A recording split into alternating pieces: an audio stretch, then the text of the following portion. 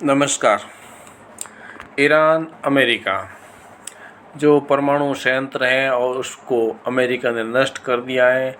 और ये किस प्रकार से जो इजराइल और ईरान का जो युद्ध चल रहा उसमें अमेरिका ने एंट्री मारी और अमेरिका हमले ईरान के परमाणु कार्यक्रम को कितना पीछे धकेल दिया। वीडियो को लाइक कीजिए, चैनल पर नए सब्सक्राइब कीजिए और वीडियो को शेयर कीजिए। अमेरिकी राष्ट्रपति डोनाल्ड ट्रंप ने दावा किया कि 3 परमाणु स्थलों पर बमबारी के बाद ईरान के प्रमुख परमाणु संवर्धन सुविधाएं पूरी तरह से नष्ट हो गई। संयुक्त राज्य अमेरिका ने रविवार को तड़के ईरान के 3 प्रमुख परमाणु स्थलों पर हमला किया, जिससे वह एक परिष्कृत मिशन के तहत ईरान के साथ इजराइल के युद्ध में शामिल हो गया तथा गाजा पर इजराइल के क्रूर हमलों के बीच मध्य पूर्व में सैन्य वृद्धि की आशंका पैदा हो गई। रविवार की सुबह टेलीविजन पर दिए संबोधन में अमेरिकी राष्ट्रपति डोनाल्ड ट्रंप ने हमले को उचित ठहराते हुए कहा कि उनका उद्देश्य ईरान द्वारा उत्पन्न परमाणु खतरे को रोकना था।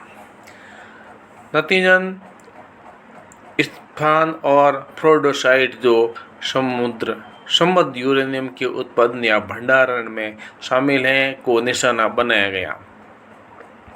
उन्होंने तेहरान को जवाबी कार्रवाई के खिलाफ चेतावनी देते हुए कहा, आज तक मैं दुनिया को बता सकता हूं कि ये हमले एक शानदार सैन्य सफलता थी। ईरान की प्रमुख परमाणु संवर्धन सुविधाएं पूरी तरह से नष्ट कर दी गई और ये पूरी जो की है उसमें इजराइल और ट्रंप का दावा है कि ईरान संवर्धित यूरेनियम का इस्तेमाल परमाणु हथियार बनाने के लिए कर सकता, लेकिन ईरान का कहना है कि उसका परमाणु कार्यक्रम पूरी तरह से नागरिक उद्देश्यों के लिए है। संयुक्त राष्ट्र पर परमाणु निगरानी संस्था, अंतर्राष्ट्रीय परमाणु ऊर्जा एजेंसी IAEA ने इजराइल के इस दावे को खारिज किया कि परमाणु इंजन ईरान है जो परमाणु हथियार बनाने की कगार पर है। हमलों की निंदा करते हुए, जिनके बारे में अमेरिकी अधिकारियों ने कहा कि ये गुप्त रूप से समन्वित थे, ईरान की विदेश मंत्री अब्बास अरागची ने कहा कि कूटनीति का समय बीत चुका है और उनके देश को अपनी रक्षा करने का अधिकार है। उन्होंने तुर्की के इस्तांबुल में एक संवाददाता सम्मेलन में कहा है कि युद्धोन्मादी वाशिंगटन अराजक प्रशासन अपने आक्रामक कृत्य के खतरनाक परिणामों और दूरगामी प्रभावों के लिए पूरी तरह जिम्मेवार है। इसी बीच ईरानी अधिकारियों ने नुकसान की सीमा का जो है वो विवरण नहीं दिया और हमले को महत्व को कम करने का प्रयास किया। सरकारी टीवी पर बोलते हुए ईरान के सरकारी प्रशासक के उप राजनीतिक निदेशक हसन अबेनेकी ने कहा कि 3 परमाणु संयंत्रों को कुछ समय पहले खाली कर दिया गया था और उन्हें कोई बड़ा झटका नहीं लगा क्योंकि सामग्री पहले ही निकाल ली गई थी।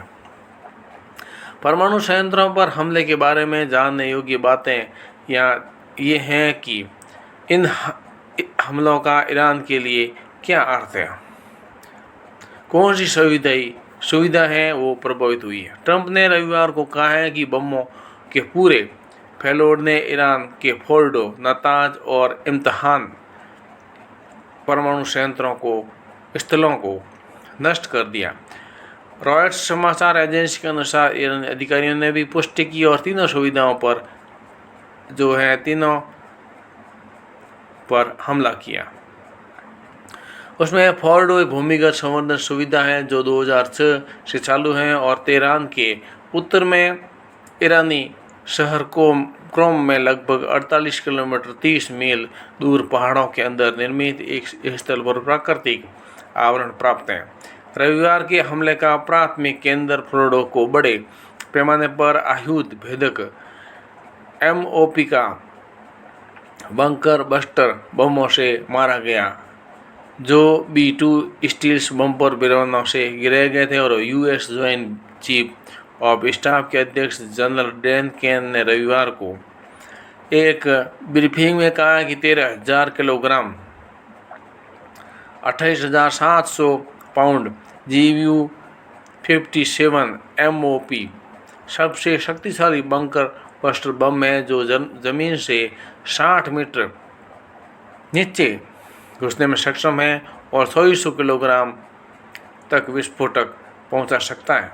इजराइल ने इससे पहले 13 जून को फोर्डो पर हमला किया था, जिससे क्षति हुई थी, लेकिन सुरक्षा विश्लेषकों का मानना है कि केवल अमेरिकी बंकर बस्टर ही इस सुविधा में प्रवेश कर सकते हैं। क्षति के पैमाने का स्वतंत्र आकलन अभी तक उपलब्ध नहीं है। नातांज को ईरान के सबसे बड़े परमाणु संवर्धन सुविधा माना जाता है, जो तेहरान से लगभग 300 किलोमीटर दक्षिण में स्थित है। माना जाता है कि इसमें 2 सुविधाएं, एक पायलट फ्यूल एनरिचमेंट प्लांट जो ज़मीन से ऊपर स्थित एक परीक्षण और शोध सुविधा है, और इसका उपयोग सेंट्रीफ्यूज को इकट्ठा करने के लिए किया जाता है, जो यूरेनियम संवर्धन के लिए इस्तेमाल की जाने वाली तेज़ी से घूमने वाली मशीनें जैसे गैर लाभकारी न्यूक्लियर थ्रेट इमिग्रेशन के अनुसार इस सुविधा से करीब 1000 सेंट्रीफ्यूज थे।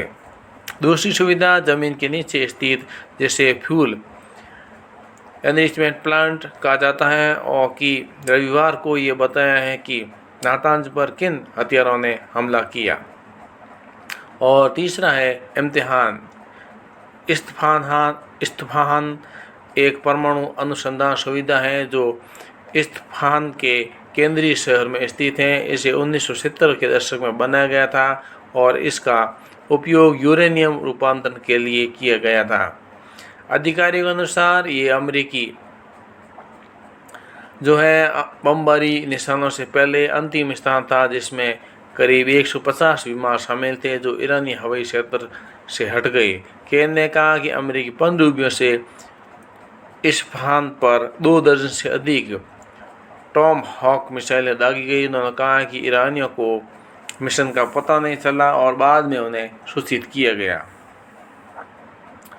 क्या नष्ट हो गए ये सब? फोर्डो पर अमेरिकी हमलों का स्वतंत्र प्रभाव आकलन अभी भी अस्पष्ट है, कोई अधिक जानकारी नहीं है।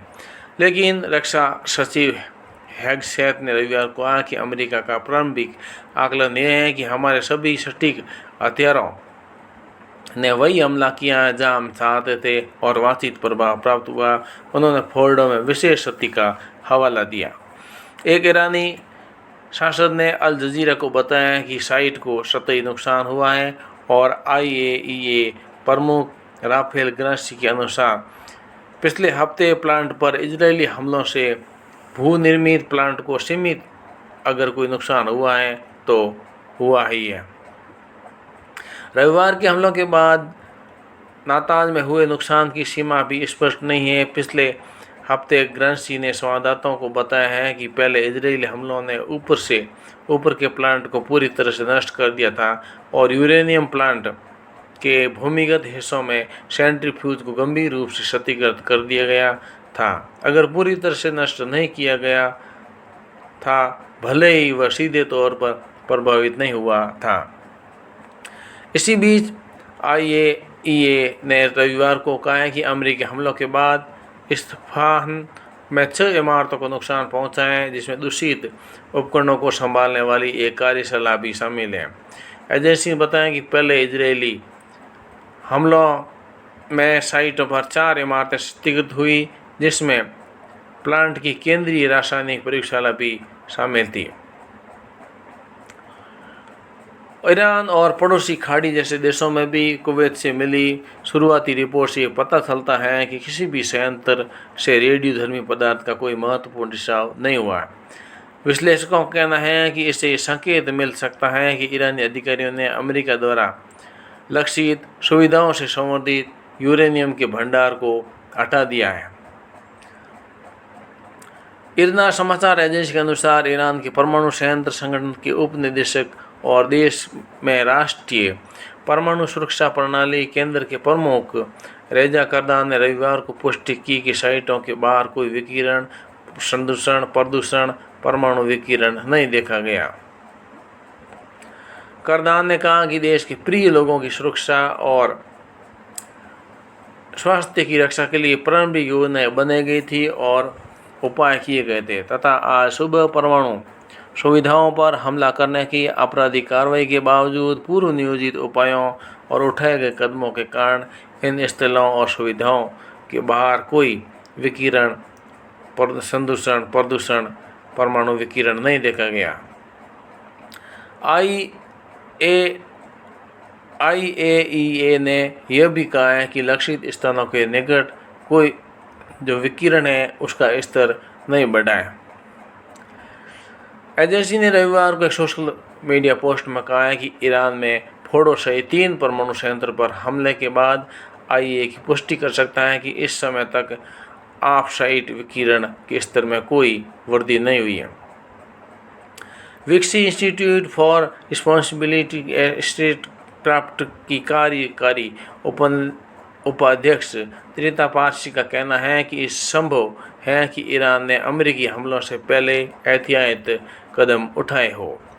उन्होंने अल जजीरा से कहा कि ऐसा प्रतीत होता है कि उन्होंने जो पहले से ही चेतावनी मिल चुकी थी। उन्होंने समझा कि वह ट्रंप जो वास्तव में हमला करने के लिए सैन्य संपत्तियों को वितरित करते समय खरीद रहे थे, इसलिए मुझे लगता है कि कुछ समय के लिए उन्होंने उन संपत्तियों को स्थानांतरित कर दिया। वे कहाँ हैं इस समय ये स्पष्ट नहीं है। क्या इससे ईरान के परमाणु प्रयास पटरी से उतर जाएंगे?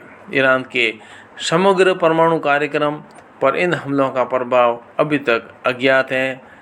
हालांकि विशेषज्ञों का कहना है कि इस बात का कोई स्पष्ट प्रमाण नहीं है कि ईरान अपने परमाणु कार्यक्रम में इतना आगे बढ़ चुका है कि वह पहले ही चरण में हथियारीकरण तक पहुंच सके। पारसी ने कहा कि ईरान की सबसे मूल्यवान परमाणु संपत्ति उसका समृद्ध यूरेनियम भंडार है। उन्होंने कहा कि अब तक वे ऐसा करते रहेंगे तब तक उनके पास वास्तव में परमाणु कार्यक्रम रहेगा जिससे हथियार बनाया जा सकता है। और ऐसा लगता है कि हम जल्द ही इजरायलियों से ये सुनना शुरू कर देंगे कि ये उस तरह का सफल हमला नहीं था जैसा कि ट्रंप ने दावा किया, लेकिन वे ये मलाला जरूर बनाना शुरू कर देंगे कि ईरान के खिलाफ अधिक बमबारी अभियान जारी रखने की आवश्यकता है। क्या ईरान के परमाणु कार्यक्रम को पहले से ही असफलता का सामना करना पड़ा? हाँ, ईरान की परमाणु महत्वाकांक्षा 1950 के दशक में शाह मोहम्मद रजा पहलवी के नेतृत्व में शुरू हुई थी और जो अमेरिका और इजराइल के करीबी सहयोगी थे। शाह का मूल दृष्टिकोण ऊर्जा उत्पादन को कुछ हद तक हथियार निर्माण दोनों के लिए था और ईरान की परमाणु क्षमताओं का निर्माण करना। अमेरिकी, जर्मनी, फ्रांस सभी ने सहायता और प्रौद्योगिकी के साथ देश का समर्थन किया। हालांकि 1979 में इस्लामी क्रांति के बाद नेता तो अयतुल्लाह रूहुल्लाह खुमैनी के नेतृत्व में नई सरकार ने कार्यक्रम में कुछ हिस्सों को रोक दिया था या रोका गया, ये तर्क देते हुए ये मांगा था कि वह पश्चिमी तकनीकी पर ईरान की निरंतर निर्भरता का प्रतिनिधित्व करता था। ईरान इराक जो युद्ध हुआ था 1980 से 1981 के दौरान, यह भी स्थगित किए गए कार्यक्रमों को और झटका लगा जब देश को इराक के आक्रमण के बाद युद्ध के प्रयासों के लिए संसाधनों को मोड़ने के लिए मजबूर होना पड़ा। इसका बुशार परमाणु रिएक्टर स्थल जो औद्योगिक विनिर्माण दिग्गज और सीमेंस के साथ साझेदारी के तहत निर्माणाधीन था और इराक द्वारा पूरी तरह से बमबारी की गई और लगभग पूरी तरह से क्षतिग्रस्त हो गया था। सीमेंस में अंततः परियोजना से हाथ खींच लिया और सरकार ने बाद में कथित तौर पर परमाणु कार्यक्रम को फिर से शुरू किया। हालांकि ईरानी नेतृत्व में हमेशा जोर देकर कहा है कि वह नागरिक उपयोग के लिए परमाणु ऊर्जा का उपयोग कर रहे हैं। स्टक्सनेट इजराइल और अमेरिका द्वारा जो विकसित एक कंप्यूटर वायरस जो संभवतः 2005 में लॉन्च हुआ था लेकिन 2010 में खोजा गया, में ईरान में परमाणु क्षमताओं को बहुत नुकसान पहुंचाया। और ऑपरेशन ओलंपिक गेम्स नामक एक इस कार्यक्रम में ईरानी नेटवर्क को खतरे में डाल दिया था। सेंट्रीफ्यूज को अलग अलग कर दिया और कतई तौर पर यह पूर्वी अमेरिकी राष्ट्रपति बराक ओबामा के कार्यकाल में तेजी से फैला, लेकिन अमेरिकी राष्ट्रपति जॉर्ज डब्ल्यू बुश के प्रशासन के दौरान शुरू हुआ।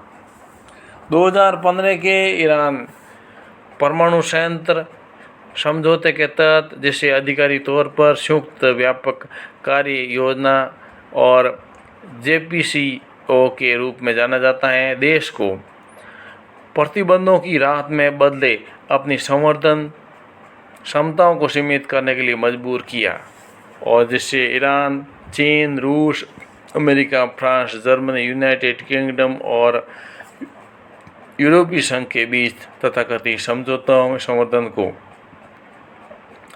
3.67% पर सीमित कर दिया, और प्रतिबंध उसमें से 1979 की इस्लामिक क्रांति के बाद लागू थे धीरे धीरे हटा दिए गए।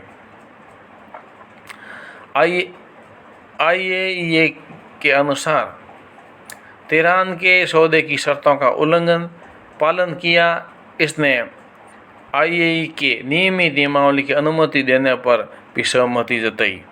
हालांकि ट्रंप ने 2018 में अमेरिकी राष्ट्रपति के रूप में अपने पहले कार्यक्रम के दौरान समझौते से बाहर निकाल दिया था। इस प्रकार से ये अमेरिकी और ईरान के बीच में परमाणु जो कार्यक्रम है उसकी नोकझोंक, और अमेरिका ने हमला किया, लेकिन अभी तक खबर नहीं है कि क्या नुकसान हुआ है या परमाणु संयंत्रों को वहाँ से हटा दिया गया। तो ये तो आने वाला वक्त ही बताएगा। वीडियो को लाइक कीजिए, चैनल पर नए सब्सक्राइब कीजिए और वीडियो को शेयर कीजिए। आज के लिए बस इतना ही। बहुत बहुत धन्यवाद। जय हिंद।